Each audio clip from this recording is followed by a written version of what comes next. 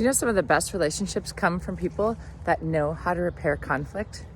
In fact, every relationship has conflict at some point in time.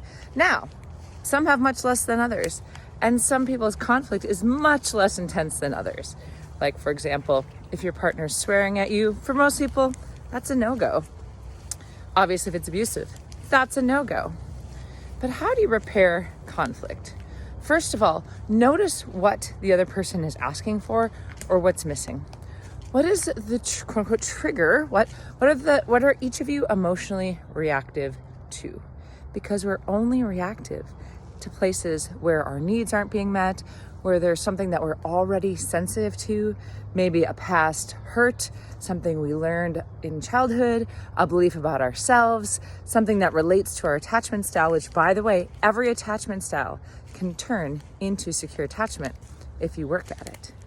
So how can you come forward and stop and choose to repair the conflict in a different way?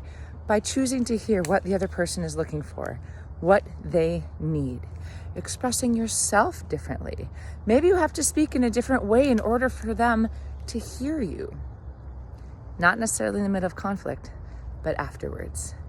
And what can you choose to do different so it doesn't happen again?